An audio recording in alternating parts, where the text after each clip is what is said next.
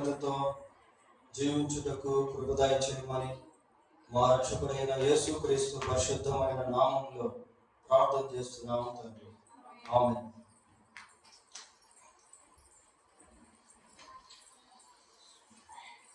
Bible గ్రంథంలో నుండి మత్తయి రాసిన సువార్త 14వ అధ్యాయము,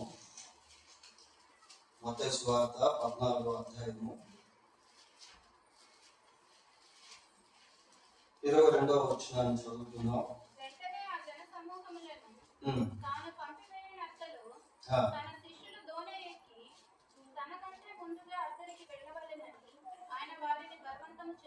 చాలు. పిల్లల మత్తయి సువార్త 14వ అధ్యాయము 22వ వచనం నుండి 33వ వచనం వరకు మనం గమనించినప్పుడు ఇందులో కొన్ని విషయాలు మనం నేర్చుకోవచ్చు. ఈ ప్యాసేజ్ని అంటే ఈ వాక్య భాగాన్ని మరి మార్కు, యోహాను కూడా రాశారు. మార్కు సువార్త 6వ అధ్యాయము 45 నుండి 52వ వచనం వరకు, అలాగే యోహాను సువార్త 6వ అధ్యాయము 16వ వచనం నుండి 21వ వచనం వరకు. ఈ మత్తయి సువార్త, మార్కు సువార్త, యోహాను సువార్త ఈ మూడు మనం కలిపి ఈ వచనాలను గమనించినట్లయితే ఇందులో జరిగినటువంటి సంఘటనల గురించి మనకు స్పష్టత అనేది కలుగుతుంది. వెంటనే ఆ జన సమూహమును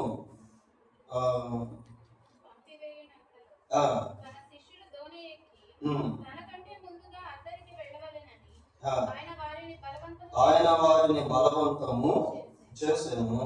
ఆయన జన సమూహములను పంపివేసి ప్రార్థన చేయుటకు ఏకాంతముగా కొండ ఎక్కిపోయి సాయంకాలం అయినప్పుడు ఒంటరిగా ఉండెను.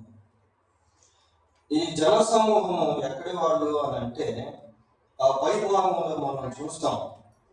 యేసుక్రీస్తు ప్రభు యొక్క మాటలు వినేదానికి ఆయా ప్రాంతాల నుంచి అనేక మంది జన సమూహాలు వచ్చారు. వచ్చినప్పుడు వారికి ఆహారం లేదు. ఆ సమయంలో 5 రొట్టెలు 2 చేపలను ప్రభు ఆశీర్వదించి వేల కొలది ప్రజలకు ఆహారంగా చేశాడు. పురుషుల సంఖ్య సుమారు 5,000 అని, ఇంకా స్త్రీలు పిల్లలు ఎంతమంది ఉన్నారో కౌంటింగ్ అనేది లేదు. ఈ జన సమూహం అంతటిని పంపివేసే సమయంలో ఇంకొక ఇన్సిడెంట్ జరిగింది. అది ఇక్కడ మత్తయి రాయలేదు కానీ యోహాను దాని గురించి రాశాడు. చూడండి ఒకసారి యోహాను సువార్త 6వ అధ్యాయము 16వ వచనాన్ని చదువుకుందాం.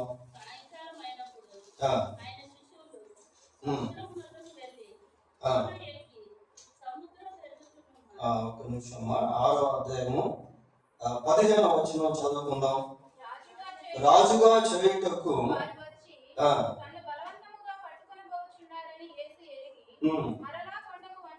మరలా కొండకు ఒంటరిగా రాజుగా చేయుటకు వారు వచ్చి, కొద్దిమంది ప్రజలు యేసుక్రీస్తు ప్రభువును రాజుగా చేయాలని ఇష్టపడతా ఉన్నారు. ఎందుకు అంటే ఈ 5 రొట్టెలు 2 చేపలు ఎప్పుడైతే దేవుడు ఆశీర్వదించి వేల కొలది ప్రజలకు ఆహారంగా మార్చారో వారిలో ఒక భావన అనేటువంటిది కలిగింది.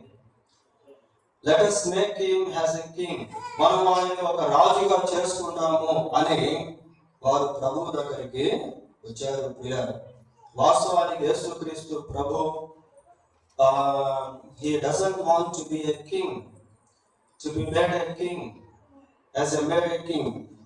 ప్రజల ద్వారా రాజుగా చేయబడాలి అని యేసుక్రీస్తు ప్రభు ఇష్టపడలేదు. చూడండి, వాస్తవానికి ఏ రాజైనా ఒకరి చేత రాజుగా చేయబడతాడు, ప్రజల ద్వారా రాజుగా చేయబడతాడు. కానీ యేసుక్రీస్తు ప్రభు అలాంటి వాడు కాదు.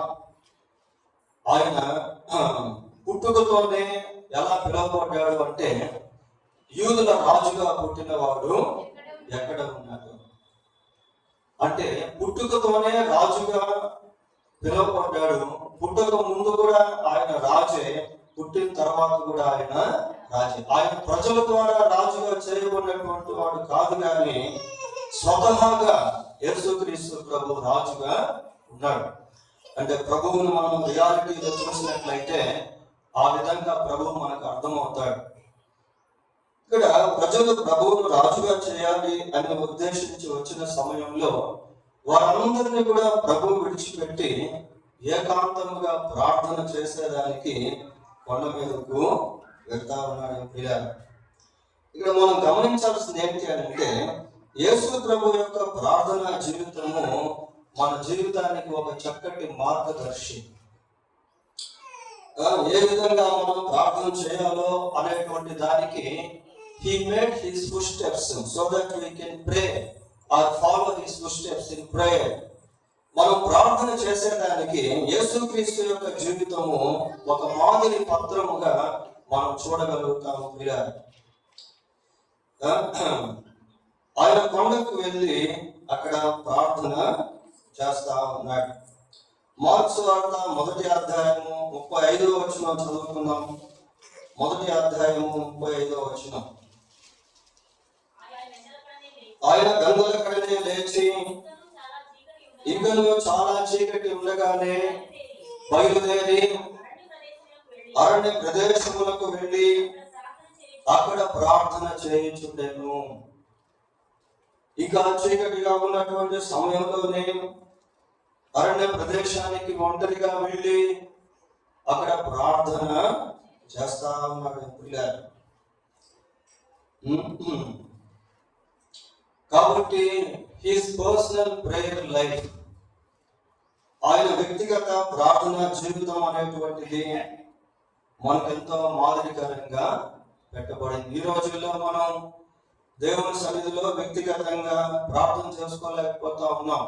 ఏదో ఆదివారం వస్తే ఈ స్థలానికి వస్తాం, కలిసి ప్రార్థన చేస్తాం, లేదా కుటుంబ ప్రార్థనలో కలిసి ప్రార్థన చేస్తాం. కానీ వ్యక్తిగత ప్రార్థన అనుభవం అనేటువంటిది చాలా మందికి లేదు పిల్లలు. ఏకాంతముగా ప్రభువు ప్రార్థన చేసేటువంటి వాడిగా ఉన్నాడు. In different situations Jesus used to pray. వివిధ రకాల పరిస్థితులు గుండా యేసుక్రీస్తు ప్రభువు వెళ్తూ ఉన్నప్పుడు ఆయన ప్రార్థన చేసేవాడు. మత్తయి సువార్త 26వ అధ్యాయము 36వ వచనం చదువుకుందాం. 26:36. అంతటి యేసు వారితో కూడా నేను అక్కడికి వెళ్ళి ప్రార్థన చేసి వచ్చే వరకు చూడండి పిల్లల, గెత్సేమనీలో యేసు ప్రభు యొక్క ప్రార్థన అనుభవం ఎలాంటిదో అనేది మనం చూడగలుగుతాం. ఎంతో దుఃఖంలో ఉన్నప్పుడు, కష్టంలో ఉన్నప్పుడు, బాధలో ఉన్నప్పుడు, గుండె వృద్ధలైపోయేటువంటి స్థితిలో ఉన్నప్పుడు బహు దుఃఖాక్రాంతుడై ఆ గెత్సేమనీలో యేసుక్రీస్తు ప్రభువు ప్రార్థన చేశాడు, రోధించాడు. ఏకాంత ప్రార్థనలో కన్నీరు అనేటువంటిది వస్తుంది పిల్లల, భారం అనేటువంటిది కలుగుతుంది. ఏకాంత ప్రార్థనలో మనం ఆత్మలో ఎంతో బలపడేటువంటి వారంగా ఉంటాం. సంఘంలో ప్రార్థన చేస్తున్నప్పుడు కొన్నిసార్లు మన పాపములను బహిరంగంగా ఒప్పుకోలేము. కానీ ఏకాంత ప్రార్థనలో పరిశుద్ధాత్మ దేవుడు ఏం చేస్తాడు అంటే, మన రహస్య పాపములు, దేవునికి విరోధంగా మనం జీవించేసినటువంటి పాపములు, వీటిని కూడా ఒప్పింపజేస్తాడు. కనుక మన జీవితంలో ఏకాంత ప్రార్థన అనుభవం అనేటువంటిది కలిగి ఉండడం చాలా చాలా ప్రాముఖ్యము. దీనికి యేసుక్రీస్తు యొక్క ప్రార్థనా జీవితం ఒక మంచి మాదిరి పత్రముగా మనం చూస్తా ఉన్నాం పిల్లలు. సరే, ఇక్కడ శిష్యులు ప్రభు యొక్క మాటను బట్టి వారు సముద్ర ప్రయాణము చేస్తా ఉన్నారు. 24వ వచనం చూడండి. అప్పటికి ఆ ధోని దరికి దూరముగా ఉండగా గాలి ఎదురైనందున అలల బలంగా కొట్టబడు చుండెను. ఈ సముద్ర ప్రయాణంలో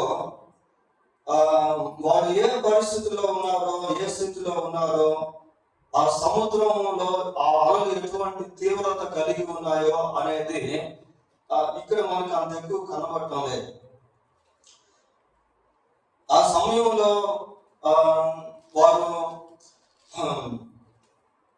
ఏ సమయంలో ఆ సముద్ర ప్రాంతంలో ఉన్నారో అనేటువంటిది కూడా మనకి ఇక్కడ అంత ఎక్కువ కనబడటం లేదు పిల్లలు. దీని గురించి కొంచెం మళ్ళీ యోహాను సువార్తకు వెళ్దాం. యోహాను సువార్త 6వ అధ్యాయము 16-17 వచనాలు చూడండి. సాయంకాలం అయినప్పుడు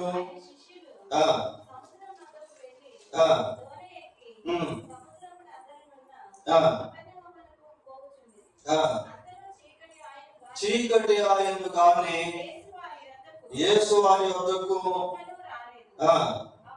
అప్పుడు పెద్ద గాలి విసురగా సముద్రం ఎలా ఉందట? పొంగుతూ ఉందట. సముద్రం పొంగాలి అంటే గాలి సాంద్రత లేక తీవ్రత చాలా అధికంగా ఉన్నప్పుడే సముద్రపు పొంగు అనేటువంటిది జరుగుతుంది. ఎంత పెనుగాలి వీస్తేనే అంత పొంగు అనేటువంటిది కలుగుతుంది పిల్లలు. ఆ గాలి వీస్తూ ఉన్నటువంటి సమయంలో సముద్రం ఎలా ఉందట? పొంగుతూ ఉంది. మరి ఏ టైంలో ఇది జరుగుతుంది అంటే రాత్రికాల సమయంలో. అక్కడ మనం ఏం చూస్తున్నాము? చీకటి పడగా.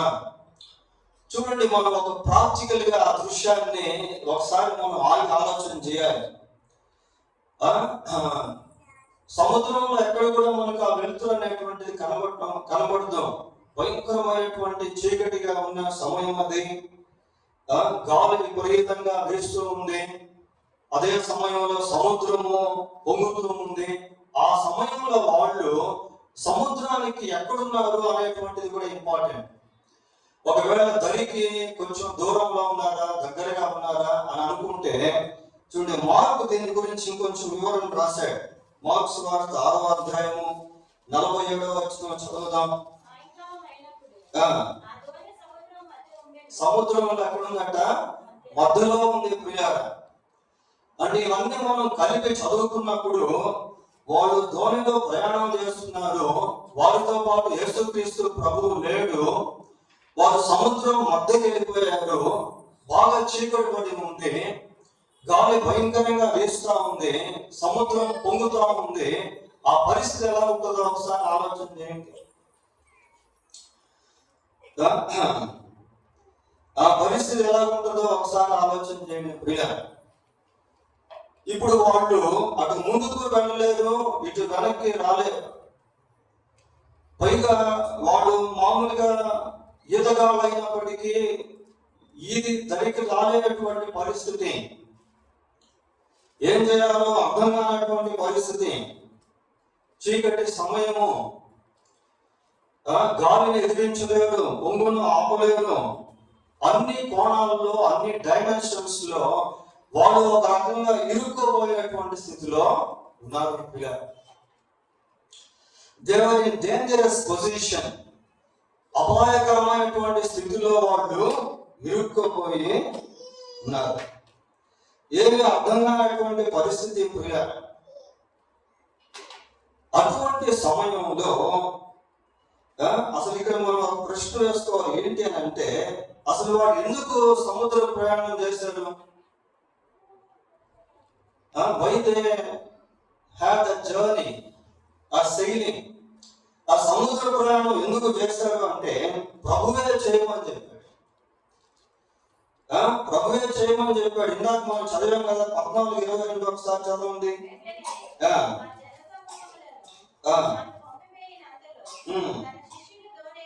తన శిష్యుడు దోణి ఎక్కి తనకంటే ముందుగా అద్దరికి వెళ్ళవాలని ఆయన వారిని బలవంతము చేసింది. కాబట్టి ఇక్కడ వాళ్ళు సముద్ర ప్రయాణం చేయట్లేదు, కానీ కపర్నహూముకు వెళ్ళట్లేదు, కానీ యేసుక్రీస్తు ప్రభు యొక్క మాటను బట్టి వాళ్ళు ప్రయాణము చేస్తారు. మరి ప్రభు యొక్క మాటను బట్టి ప్రయాణం చేస్తూ ఉంటే ఈ కష్టాలు దేనికి? ఈ శ్రమలు దేనికి? ఈ బాధ దేనికి? ఈ ప్రాణాపాయాలు దేనికి? ఈ భయాలు దేనికి? బైబిల్లో మనం గమనించినప్పుడు కొద్దిమంది దేవుని పట్ల అవిధేయులై ఎంతో శ్రమకు గురైపోయాడు. యోనా కూడా సముద్ర ప్రయాణం చేశాడు. యోనా సముద్ర ప్రయాణం చేస్తూ he became a disobedient. ఒక అవిధేయుడిగా మారడం వలన యోనా తీసుకెళ్లి సముద్రంలో పడేయాల్సి వచ్చింది. ఆ పడవేయబడినటువంటి యోనాను ఒక పెద్ద చేప లేక తిమింగలము మింగివేయాల్సి వచ్చింది. ఎంతో బాధ, ఎంతో కష్టం, ఎంతో శ్రమ యోనా అనుభవించాడు. కారణం ఏంటంటే because of the disobedient, for the result of disobedient, అవిధేయతను వచ్చి యోనా ఎంతో బాధ అనుభవించాడు. ప్రియ, ఎంతో ప్రశాంతంగా ఏదైనా తోటలో కాలం గడుపుతున్నటువంటి ఆదాము హవ్వ ఆ ఏదైనా తోటలో నుంచి బయటకు పంపివేయబడ్డారు. Why? Because for the result of disobedient. కారణం ఏంటి అంటే వారు అవిధేయులుగా మారడం వలన అక్కడ నుండి వాళ్ళు వెలకొట్టబడ్డారు. అయితే శిష్యుల పరిస్థితి అలా లేదు. వీళ్ళు ప్రభు పట్ల విధేయులై ప్రయాణము చేస్తా ఉన్నారు. దేవునికి విధేయులై లేక దేవుని మాటను బట్టి, దేవుని యొక్క ఆజ్ఞను బట్టి వాళ్ళు ప్రయాణం చేస్తూ ఉంటే ఆ ప్రయాణంలో ఎన్నో శ్రమలు, ఎన్నో కష్టాలు, వారు బ్రతికి బయటపడతామన్న దానికి కూడా నిరీక్షణ లేనటువంటి స్థితి. దీంట్లో మనం నేర్చుకోవాల్సినటువంటి పాఠం ఏంటి అంటే, ఒకవేళ ప్రభు చిత్తానుసారముగా మనం ప్రయాణం చేస్తూ ఉంటే, ప్రభు చిత్తానుసారముగా మన జీవితాలను ముందుకు వెళ్తూ ఉంటే కొన్నిసార్లు కష్టాలు, కొన్నిసార్లు శ్రమలు, కొన్నిసార్లు అవమానాలు, కొన్నిసార్లు ఇరుకులు, కొన్నిసార్లు ఇబ్బందులు, కొన్నిసార్లు అర్థం కానటువంటి పరిస్థితులు, ఇవి కూడా మనం ఎదుర్కోవాల్సి వస్తుంది. ఇలాంటివి కూడా మనం ఎదుర్కోవాల్సి ఉంటుంది. ఫర్ ఎగ్జాంపుల్ దానియేలు బబులోనులో దేవుని పక్షమందు నిలబడటం వలన దానియేలుని తీసుకెళ్ళి ఎక్కడ పడేశారు? సింహపు గుహలో పడేశారు. దానియేలు సింహపు గుహలో పడవేయబడేదానికి దానియేలు ఏమి తప్పు చేయలేదు. He was not a disobedient. అవిధేయుడు కాదు, దేవుని పట్ల విధేయత కలిగినటువంటి వ్యక్తి. అయితే దానియేలు మీద రకరకాల నేరారోపణలు చేసి తీసుకెళ్ళి సింహపు గుహలో. యోసేపుల గురించి చూస్తాం. యవనస్తుడైనటువంటి యోసేపు, he encountered lot of troubles for keeping holiness. పరిశుద్ధతను కాపాడుకునేటువంటి విషయంలో యోసేపు ఎన్నో శ్రమలు, ఎన్నో కష్టాలు. పోతీఫర్ భార్యతో రాజీ పడిపోయి ఉంటే పోతీఫర్ ఇంట్లో యోసేపు పోతీఫర్ లాంటి వాడే. రాజీ పడని భక్తి జీవితంలో ఎన్నో కష్టాలు, ప్రియులారా, ఎన్నో నిందలు, ఎన్నో శ్రమలు, ఎన్నో బాధలు, ఎన్నో వేదనలు, చెరసాల అనుభవము. ఎందుకు? డిసొబీడియన్స్ బట్టి కాదు, for the result of obedience towards God. దేవుని పట్ల విధేయత చూపించడం వల్ల యోసేపు అటువంటి కష్టాల గుండా వెళ్ళాల్సి వచ్చింది, అటువంటి శ్రమల గుండా వెళ్ళాల్సి వచ్చింది. ఒకవేళ యోసేపును ఆపి, బాబు why you were put in prison, ఎందుకు నీవు చెరసాలలో పెట్టబడ్డావు, ఏ నేరం చేశావు అంటే, నేనే నేరము చేయలేదు. Because of God's fear I was put in prison. దేవుని పట్ల భయాన్ని కలిగి ఉండడం వల్ల నేను ఈ చెరసాలలో పెట్టబడ్డాను. దానియేలు దగ్గరికి వెళ్ళి, అయ్యా ఎందుకు నువ్వు సింహం గుహలో పడవేయబడ్డావు? బికాస్ ఆఫ్ గాడ్, దేవుని బట్టి నేను ఈ సింహం గుహలో పడవేయబడ్డాను. ఇప్పుడు శిష్యుల దగ్గరికి వెళ్ళి ఎందుకు మీరు ప్రయాణం చేస్తారని అడిగితే ఏం చెప్తారు వాళ్ళు? యేసు ప్రభు వెళ్ళమన్నాడు కాబట్టి వచ్చాము, అందుకే ఇష్టం, అందుకే ఈ కష్టాలు. యేసు ప్రభువును నమ్ముకున్న తర్వాత మన జీవితం ఎలాగుంటుంది అంటే, అంతకుముందు ఎక్కడెక్కడో తిరుగుతూ, ఎలాగో జీవిస్తూ, ఎలాగో మాట్లాడుతూ, విచ్చలవిడిగా బ్రతుకుతూ, భయం లేని వారిగా ఉంటున్నటువంటి మనల్ని ప్రభు ఏం చేస్తాడంటే, రైలు పట్టాల మీద ఆ రైలు తీసుకొచ్చి పెట్టేస్తే అది ఇంకా పట్టాల మీదే వెళ్ళాలి తప్ప అటు ఇటు వెళ్ళేదానికి లేదు. మన జీవితం కూడా అలాగే ఉండిపోద్ది. పట్టాల మీద ప్రయాణం, అటు ఇటు వెళ్ళేదానికి లేదు. We have a lot of custodies, commandments, అనేకమైనటువంటి కట్టడలు, అనేకమైనటువంటి ఆజ్ఞలు, వాటి గుండా మనం ప్రయాణం చేయాల్సి వస్తుంది. విశ్వాస యొక్క జీవిత ప్రయాణం ఎలాంటిదంటే ఇరుకు మార్గం, ఇట్ ఇస్ నారో వే. ఇప్పుడు శిష్యులు ప్రభు యొక్క మాటను బట్టి ప్రయాణం చేశారు, కష్టాలు బాధలు అనుభవిస్తా ఉన్నారు. ఆ సమయంలో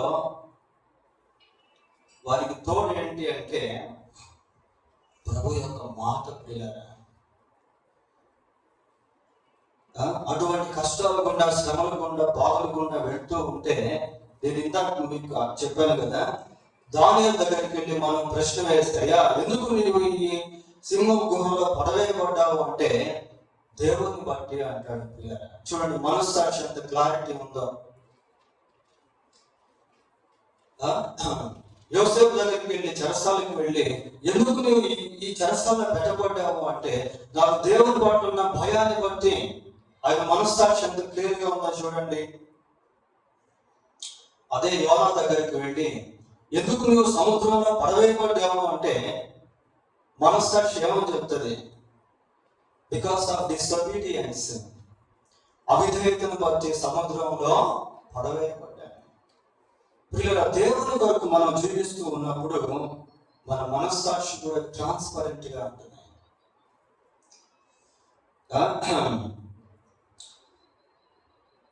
ఈ కష్టాలు పడుతున్నారు, బాధలు పడుతూ ఉన్నారు, శ్రమ అనుభవిస్తున్నారు, చీకటి ఎటు వెళ్ళాలో తెలియనటువంటి పరిస్థితి. ఇప్పుడున్నటువంటి లైట్ హౌసెస్ ఆ రోజుల్లో లేవు. సముద్ర ప్రాంతాల్లో లైట్ హౌసెస్ అనేవి ఉంటాయి, అప్పట్లో అట్లాంటివి లేవు. తూర్పు ఎక్కడో, పడవ ఎక్కడో, ఉత్తరం ఎక్కడో, దక్షిణం ఎక్కడో, అసలు అద్దరికి పోవాలంటే ఎలా వెళ్ళాలో కటిక చీకటి, అలలు ఉదురుతూ ఉన్నాయి, గాలి భీకరంగా వీస్తూ ఉంది. ఈ సిచ్యువేషన్స్ అన్నింటినీ కూడా యేసు ప్రభు ఆ సముద్ర తీర ప్రాంతం నుండి చూస్తా ఉన్నాడు. అది మత్తయి రాయలేదు కానీ మార్కు రాశాడు. చూడండి ఒకసారి, మార్కు సువార్త 6వ అధ్యాయము 48వ వచనం చదువుకుందాం.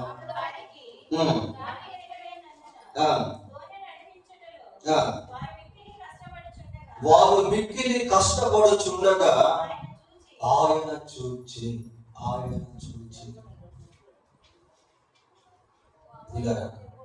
ప్రభు చిత్త ప్రకారం జీవిస్తూ ఉంటే ప్రభు యొక్క దృష్టి మన మీద కేంద్రీకరించబడి ఉంటుంది. ప్రభు చిత్తానుసారంగా ముందుకు వెళ్తూ ఉంటే ప్రభు యొక్క రెస్పాన్సిబిలిటీ, ఆయన బాధ్యత మనల్ని వెంటాడుతూ ఉంటది. నేను చెప్పినందువల్లనే వీడి ప్రయాణము చేశారు. వారు మిక్కిలి కష్టపడుచుండగా ఆయన చూచి. ప్రకటన గ్రంథం 2వ అధ్యాయము, యోహాను రాసిన ప్రకటన గ్రంథం 2వ అధ్యాయము 2వ వచనం చూడండి. నీ క్రియలను, నీ కష్టమును, నీ సహనమును నేను ఎఫెసీ సంఘంతో యేసు ప్రభు మాట్లాడుతూ ఉన్నారు. నీ కష్టం, నీ క్రియలు, నీ శ్రమ నేను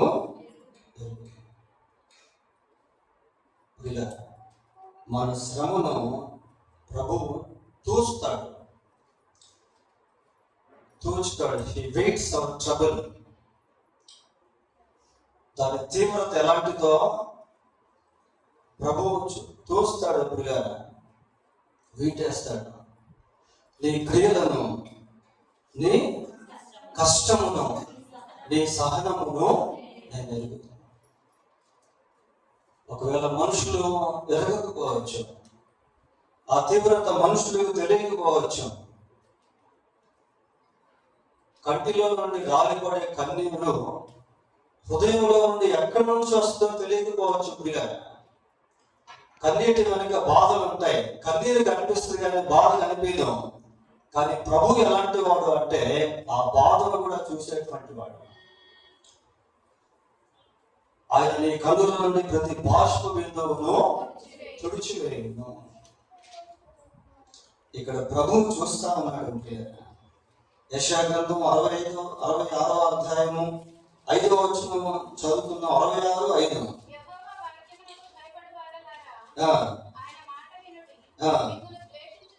మిమ్మును ద్వేషించుచు నా నామమును బట్టి మిమ్మును త్రోసివేయు. చాలు. నా నామమును బట్టి మిమ్మును త్రోసివేయు ఎవరట? మీ స్వజనులు, మీ సొంత ప్రజలు, నీ సొంత భర్త, నీ సొంత భార్య, నీ సొంత పిల్లలు, నీ సొంత తల్లిదండ్రులు, అన్నదమ్ములు, అక్క చెల్లెళ్ళు. ఎవరిని బట్టి? నా నామమును బట్టి, నా నామమును బట్టి మిమ్మును త్రోసివేయు మీ స్వజనులు అంటున్నాడు. దేవుని నామమును బట్టి తిరస్కారాలు, తృణీకారాలు. ఇక్కడ వారు పడుతున్నటువంటి బాధ, కష్టము, శ్రమ ఇవన్నీ కూడా ప్రభువు ఒడ్డున ఉండి చూస్తూ అలాగే ఉండిపోలేదు. ఏం చేశాడు? 25వ వచనం. రాత్రి 4వ జామున ఆయన సముద్రము మీద నడుచుచు వారి యొద్దకు. రాత్రి 4వ జామున. జాముకు 4 ఉంటాయి. అది కౌంటింగ్ ఎలా ఉంటుంది అంటే సాయంత్రం 6 నుంచి 9 దాకా ఒక జాము, 9 నుంచి 12 వరకు రెండో జాము, 12 నుంచి 3 వరకు మూడో జాము, 3 నుంచి 6 వరకు 4వ జాము. అంటే 4వ జాము అంటే సుమారుకి ఏ సమయం ఉంటుంది? 3 నుంచి 6 మధ్యలో. 3 నుంచి 6 మధ్యలో ఉంటుంది 4వ జాము అంటే. పిల్లలు, ఆ సమయంలో ప్రభు దేని మీద నడుస్తున్నాడంట? సముద్రం మీద. ఏ సముద్రం అయితే వారిని భయపెట్టిందో, ఏ సముద్రం అయితే వారిని ప్రాణాపాయంలోనికి నెట్టివేస్తుందో, ఏ సముద్రాన్ని బట్టి వారు కష్టపడ్డారో, శ్రమ పడ్డారో, ఆ సముద్రము యేసు ప్రభు యొక్క కాలు కింద తొక్కబడతా ఉంది. ఆ సముద్రం పైన ఆయన నడుచుకుంటా వస్తా ఉన్నాడు. దీంట్లో మనం గుర్తించాల్సింది ఏంటి అంటే వాటన్నిటినీ కూడా యేసుక్రీస్తు ప్రభు తన స్వాధీనంలో ఉంచుకొనగల సార్వభౌమాధికారి. ఏ సముద్రాన్ని బట్టి వాళ్ళు కష్టపడ్డారో, భయపడ్డారో, శ్రమ పడ్డారో, అపాయాల గుండా వెళ్ళారో, అదే సముద్రాన్ని యేసు ప్రభు తన కాలు కింద పెట్టుకున్నాడు. పిల్లలు, ఏ సైతానైతే శోధిస్తాడో, ఏ సైతానైతే వ్యాధిని కలుగు చేస్తాడో, ఏ సైతానైతే బాధలోనికి నెట్టివేస్తాడో, ఆ సైతాను తలను యేసుక్రీస్తు ప్రభు చెతకొట్టేస్తాడు. సైతాను యొక్క అధికారాన్ని తన శిలువ ద్వారా యేసుక్రీస్తు ప్రభు తీసివేశాడు. శిలువ చేత జయోత్సవము అన్న పదం మన కొలసి పత్రిక 2వ అధ్యాయంలో కనిపిస్తుంది. పిల్లలు, అటువంటి జయశీలుడు, జయవీరుడు సముద్రం పైన నడుచుకుంటా వస్తాను. వారి దగ్గరికి వస్తా ఉండటం. ప్రభువు యొక్క కనుచూపు పరిధిలో ఏది కూడా ఆయనకు సంబంధించినటువంటి వారికి హాని చేయలేదు. లోకంలో ఉన్నదంతయు శరీరాశలు, నేత్రాశలు, జీవపు డమ్మము అవి తండ్రి వలన పుట్టినవి కావు. దేవుని చిత్తము జరిగించువాడు నిరంతరము దేవుని చిత్తానుసారంగా మనం వెళ్తూ ఉన్నప్పుడు కొన్నిసార్లు ఆ సింహాల గుహలోకి పడవేయబడే స్థితిలోకి వెళ్ళాల్సి వస్తుంది, తప్పదు. చెరసాల అనుభవాలు కూడా రావచ్చు, తప్పదు. కష్టాలు, బాధలు, శ్రమలు రావచ్చు, తప్పదు. కానీ అక్కడ కూడా మనం ఎలా ఉండాలి అంటే మన సొంత ప్రయత్నాలు చేయకూడదు. ఆదాము వాళ్ళు ఏం చేశారు? వాళ్ళు ఆకులు కుట్టి కచ్చడలుగా మార్చుకున్నారు సొంత ప్రయత్నాలు. వీళ్ళలో మంచి ఎక్స్పర్ట్స్ ఉన్నారు, ఈతగాళ్ళు.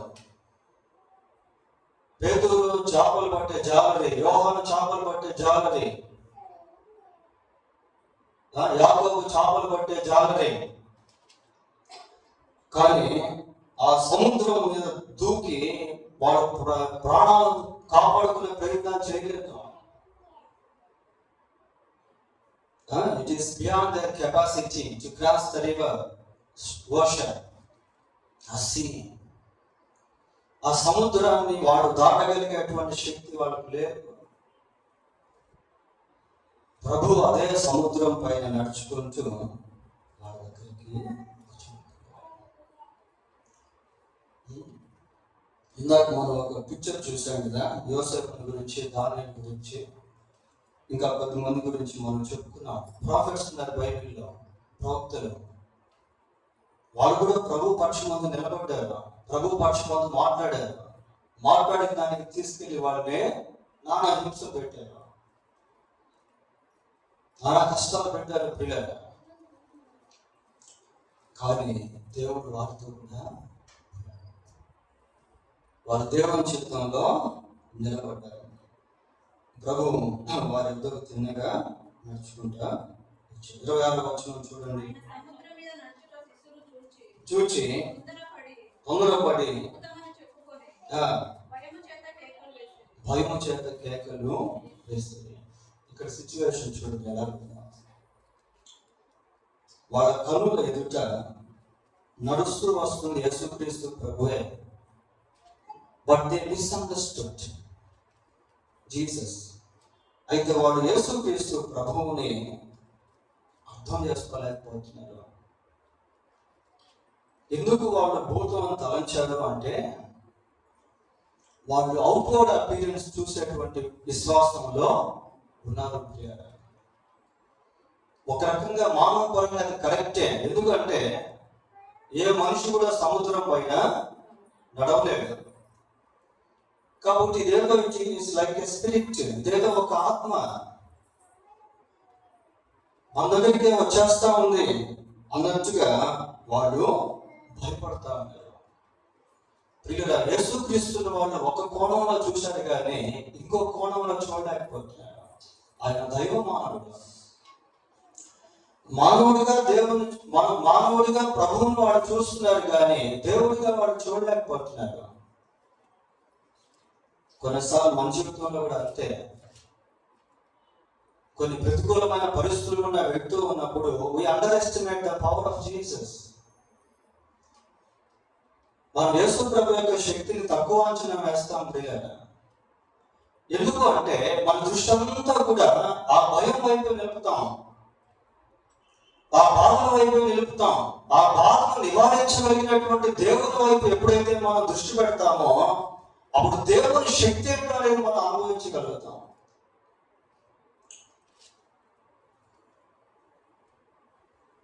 అబ్రహాము శారా 100% బలహీనులే. వారి శరీరం అంతా ఉడికిపోయింది. శారా 90 సంవత్సరాలు, అబ్రహాం 100 సంవత్సరాలు. కానీ వాళ్ళ విశ్వాసం మాత్రం వృద్ధాపం కాలేదు, బలహీనం కాలేదు. ఆ విశ్వాసంతో వాళ్ళు ఎప్పుడైతే దేవుని వైపు చూశారో ఆ ఉడికిపోయినటువంటి శరీరంలో నుంచే దేవుడు ఒక నూతనత్వాన్ని తీసుకొచ్చాడు.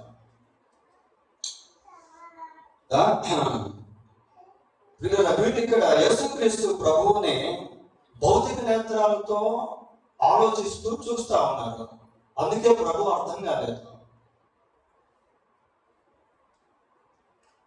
27వ వచనం, వెంటనే యేసు ధైర్యము తెచ్చుకొనుడి, నేనే, భయపడకుడి వారితో చెప్పాను. 3 చెప్తున్నాడు. Take heart, don't fear, it is భయపడవద్దు, ధైర్యము తెచ్చుకొనుము, నేనే. ఇక్కడ నేనే అన్నది కదా, ఇది దీన్ని థియాలజికల్ వర్డ్ అంటారు. దీన్ని ఈ ఎక్స్ప్రెషన్ మనకు ఎక్కడ కనిపిస్తుంది అంటే నిర్గమకాండం 3వ అధ్యాయం 14వ వచనంలో ప్రభు అంటాడు, దేవుడు అంటాడు, నేను ఉన్నవాడు. చాలు,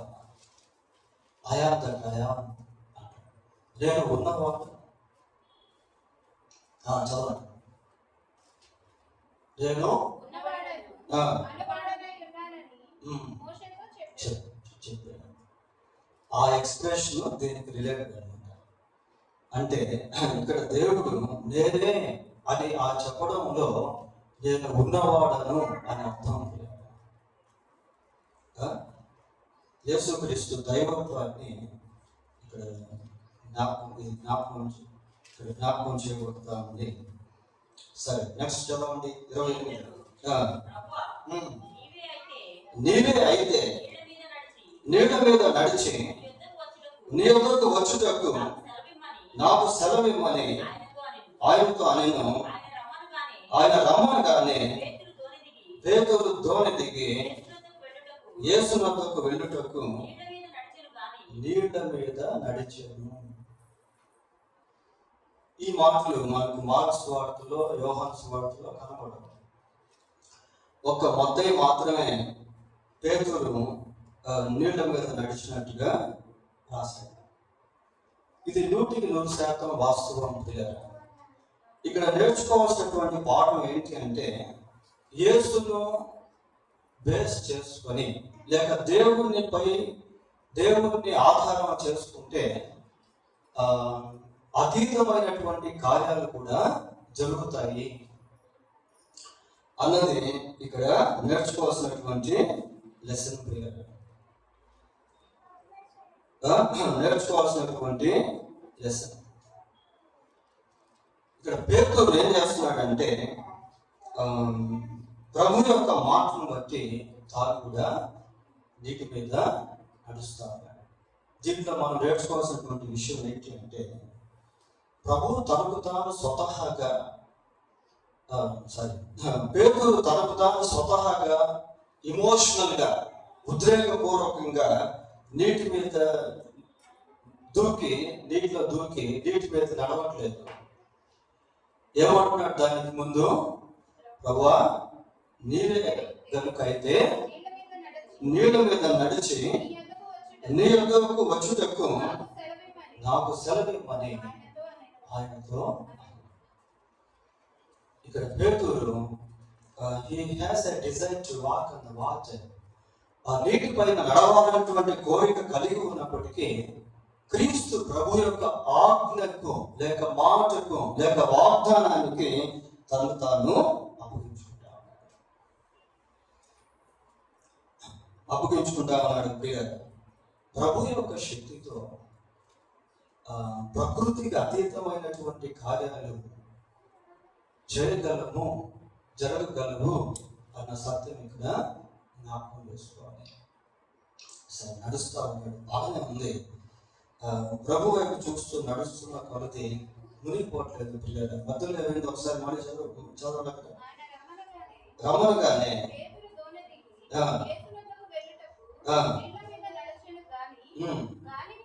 గాలిని చూచి భయపడి మునిగిపోసాగి.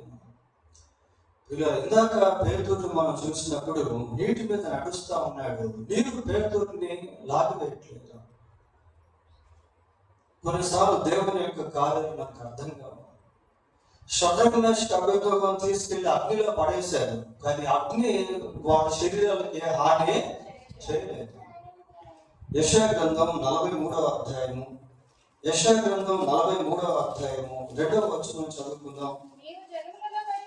నీవు జలములలో పడి దాటినప్పుడు నేను నీకు తోడై ఉండును, నదుల్లో పడి వెళ్ళినప్పుడు అది నీ మీద పొర్లి పారవు, నీవు అగ్ని మధ్యలో నడిచినప్పుడు కాలిపోవు, జ్వాలలు నిన్ను కాల్చ జాలవు. చూడండి ప్రియులారా, ఇది వాక్యాన్నిగా మనం చూస్తున్నాం, కానీ ప్రాక్టికల్ గా కూడా బైబిల్లో ఈ దృశ్యాలు మనకు కనబడతాయి. షడ్రక్ మేషక్ అబేద్నెగోను తీసుకెళ్లి అగ్నిగుండంలో పడేస్తే జ్వాలలు వాళ్ళని కాల్చలేకపోయినాయి. అగ్ని వాళ్ళ శరీరానికి ఏ విధమైనటువంటి హాని చేయలేకపోయింది ప్రియులారా. ఎందుకు అంటే they are under the God's control. వారు దేవుని యొక్క ఆధీనంలో ఉన్నటువంటి వాళ్ళు. దేవుని ఆధీనంలో ఉన్నటువంటి వారి పైన ప్రకృతి శక్తులు పనిచేయలేవు ప్రియులారా. అలాగని రోగాలు రావా? వస్తాయి ప్రియులారా. ఎందుకంటే we have the physical body. Paul అంటాడు, బలహీనమైనదిగా విత్తబడి బలమైనదిగా లేకపోవడం. ఇక్కడ పేతురు గాలిని చూచి భయపడతాడు. పేతురు భయం గురించి ఆలోచిస్తే ఒక రకంగా ఇది మూడోసారి. మొదటిసారి ఆ సముద్రపు పొంగును బట్టి భయపడ్డాడు. తన ఎందుకు ప్రత్యక్షంగా వస్తున్నటువంటి యేసుక్రీస్తు ప్రభువును చూసి రెండవసారి భయపడ్డాడు. ఇప్పుడు మూడవసారి గాలిని చూసి భయపడతాడు. అంటే పేతురు యొక్క జీవితంలో వివిధ రకాల భయాలు అనేటువంటివి ఆవరించి ఉన్నాయి. గాలిని చూసి భయపడుతుంది, ప్రభువును చూసి భయపడుతుంది, సముద్ర పొంగును చూసి భయపడుతున్నాం. పేతురు జీవిస్తాను రకరకాల భయాలు, రకరకాల ఆందోళనలు. ప్రభు అంటున్నాడు, భయపడకుండి ధైర్యము తెచ్చుకోండి, నేనే. ఈ మూడు చాలా ప్రాముఖ్యమైనది. దేని ద్వారా మనం భయపడుతూ ఉన్నాము? ఏ దిగులు, ఏ వేదన మనల్ని పీడిస్తూ ఉందో, their God is speaking to you. Don't fear, take heart. It is I. భయపడవద్దు, ధైర్యంగా ఉండండి, నేనే. ఈ నేనే అనేటువంటి ఎక్స్ప్రెషన్ చాలా గొప్పది. బైబిల్లో అనేక భాగాల్లో దాన్ని మనం చూస్తాం. నేనే మార్గమును సత్యమును గొర్రెలపోవు ద్వారము నేనే. పేరు పెట్టి పిలిచింది నేనే. సరే, పేతురు మునిగిపోతూ ఒక పని చేస్తున్నాడు. చదవండి ఏంటి? ప్రభువా నన్ను రక్షించమని కేకలు వేస్తుంది. ఇది కూడా చాలా ప్రాముఖ్యమైనది. కష్టాల్లో, బాధల్లో, ఇరుకుల్లో, ఇబ్బందుల్లో యూట్యూబ్లు చూస్తే లాభం లేదు, వాట్సాప్లు చూస్తే లాభం లేదు, ఎంటర్టైన్మెంట్స్ పెడితే లాభం లేదు, తాగితే లాభం లేదు. ప్రియులారా, తాగితే సమస్యలు ఎక్కువ అవుతాయి కానీ పరిష్కరించబడము. కష్టం వచ్చినప్పుడు, శ్రమ వచ్చినప్పుడు, బాధ వచ్చినప్పుడు, వేదన వచ్చినప్పుడు ఏం చేయాలి అంటే ప్రార్థన చేయాలి. మీలో ఎవరికైనా శ్రమ కలిగిన అతడు ప్రార్థన చేయాలి. నా శ్రమలో నేను మొరపెట్టగా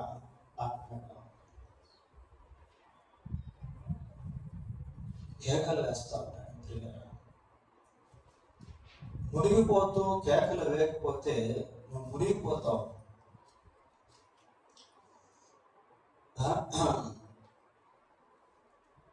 ప్రభువు ఎలాంటి వాడు అంటే, దేవుని దగ్గర మన ప్రతి సమస్యకు పరిష్కారం ఉంది. పిల్లలు, దేవుడు పరిష్కరించలేని సమస్య అంటూ ఏమీ లేదు. దేవుడు స్వస్థపరచలేనటువంటి వ్యాధి ఏదీ లేదు. దేవుడు తీర్చలేనటువంటి అవసరము ఏది లేదు. దేవుడు క్షమించలేని పాపము ఏది లేదు.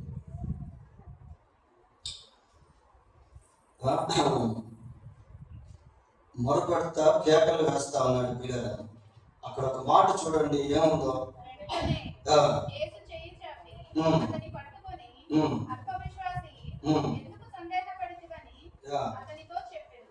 వెంటనే అన్నది కదా, వెంటనే. ఒకవేళ యేసుక్రీస్తు ప్రభు పేతురు చేయి పట్టుకోకపోతే పేతురు ఏమైపోయేవాడు? మునిగిపోయేవాడు. ఒకవేళ యేసుక్రీస్తు ప్రభు వెంటనే ఇమీడియట్ గా పేతురు చేయి పట్టుకోకుండా పోస్ట్ పోన్ చేస్తుంటే, వాయిదా వేస్తుంటే పేతురు ఏమైండేవాడు? మునిగిపోయాడు, చనిపోయాడు. So Jesus did not postpone to hold the hand of Peter. Jesus did not leave Peter. యేసుక్రీస్తు ప్రభువు పేతురుని వదిలిపెట్టలేదు ప్రియులారా. యేసుక్రీస్తు ప్రభు పేతురుని రక్షించే విషయంలో పోస్ట్ పోన్ చేయలేదు. వెంటనే అంటే సరైన సమయంలో, మునిగిపోయేటువంటి సమయంలో చేయి అందించకపోతే పేతురు మునిగిపోయి చనిపోయాడు. మన ప్రభు ఎలాంటి వాడు అంటే సరైన సమయంలో కార్యం చేసేవాడు. కొన్నిసార్లు మనకు ఆలస్యం అనిపిస్తుంది, కానీ ఆలస్యం కాదు పిల్లలు. God works in His clock. God works in His time, in His appointed time. వెంటనే చేయి చాపి పేతురుని పట్టుకొని వాళ్ళు తిన్నగా దోణ దగ్గరికి వచ్చేసారు. ఇప్పుడు దోణలో కొంతమంది ఉన్నారు, వాళ్ళు ఇవన్నీ కూడా చూస్తా ఉన్నారు. వాళ్ళు చూసి ఏం చేశారు తెలుసా? ప్రభువును ఆరాధించారు. మన మత్తయి సువార్తలో వాటిని 22 నుంచి 33 వచ్చిన ఒకసారి చూడండి. వారు దోణ ఎక్కినప్పుడు గాలి అడిగిన అంతటా దోణిలో ఉన్నవారు వచ్చి, నీవు నిజముగా దేవుని కుమారుడు అని చెప్పి, నీవు నిజంగా దేవుని కుమారుడు అంటే నువ్వు నిజంగా దేవుడివే అని వాళ్ళు ఒప్పుకున్నారు. ఒప్పుకొని ప్రభువును ఆరాధించారు. కొన్ని సిచ్యువేషన్స్ ఏం చేస్తాయంటే దేవుడు ఎలాంటి వాడో, దేవుడు ఎవరో అనేది అర్థమయ్యేటట్టు చేస్తాయి. దేవుని శక్తి ఏంటో అనుభవించే అనుభవంలోని తీసుకుని వెళ్తాయి. మునిగిపోయేటువంటి పేతురికి రక్షించే యేసు ప్రభు ఉన్నాడని తెలుసుకున్నాడు. మునిగిపోతున్నటువంటి పేతురికి ప్రార్థనకు జవాబు ఉందని అర్థమైంది. మునిగిపోతున్నటువంటి పేతురికి యేసుకు అసాధ్యమైనది ఏది లేదని కూడా తెలిసింది. కాబట్టి కొన్ని పరిస్థితులు మనం దేవుని పైన ఆధారపడేదానికి, దేవుని యొక్క శక్తిని అనుభవించేదానికి, దేవునికి మరింత సమీపంగా వెళ్ళేదానికి, దేవునికి సాక్షులుగా జీవించేదానికి సహాయపడతాయి. దేవుడు తన వాక్యాన్ని దీవించింది. ప్రార్థన చేస్తున్నాం. ప్రార్థన.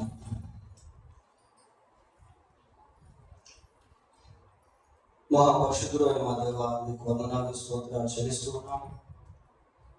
ప్రభా, మిమ్మును ఆధారం చేసుకొని మేము జీవించుటకు కృప దయచేయండి. మీ మాట ప్రకారం ప్రయాణాలు చేసేవారుగా, మీ మాట ప్రకారం కార్యాలు జరిగించేవారుగా మేము ఉన్నట్టు కృప దయచేయండి. ప్రభా, మేము ఏదైనా చేస్తూ ఉన్నాము అంటే దాని వెనక మీ ఉద్దేశం ఉందో లేదో గుర్తెరిగే వారముగా మమ్మల్ని చేయండి. మీ మాట ప్రకారం జీవిస్తూ ఉన్నప్పటికీ మాలో కష్టాలు, శ్రమలు, బాధలు, వేదనలు, సమస్యలు ఎదురైతే అక్కడ నిపుణం కలిగి ఉన్నట్టు కృప దయచేయండి. ప్రభా, మీరు మమ్మల్ని చూస్తున్నారు అన్న ధైర్యాన్ని కలిగి జీవించడానికి సహాయం చేయండి. మీరు మా పట్ల బాధ్యత కలిగి ఉన్నారు అన్న నిర్ధారణతో బ్రతుకుటకు కృప దయచేయండి. ప్రభా, ఏ కష్టం అయితే, బాధ అయితే, శ్రమ అయితే మమ్మల్ని భయపెడతాయో, వాటిని అణిచివేసేటువంటి దేవుడు నీవే కనుక ప్రభా మీ వైపు చూడగలుగుతూ కృప దయచేయండి. మిమ్మల్ని అర్థం చేసుకునే వారంగా ఉండినట్లు సహాయం చేయండి ప్రభా. ప్రాణాపాయాలు సంభవించినప్పుడు మీ సన్నిధిలో మొరపెట్టే వారముగా చేయండి. దేని చేత కూడా ఆకర్షించబడక, దేని తర్వాత కూడా నివారణ పొందుతామనే తలంపు కాక, మీ సన్నిధిలో మీ పాదాలు పట్టుకునే వారముగా చేయండి ప్రభా. మీరు ఖచ్చితంగా కార్యం చేసేటువంటి దేవుడు, నిన్న నేడు ఏకరీతిగా ఉన్నటువంటి వాడు.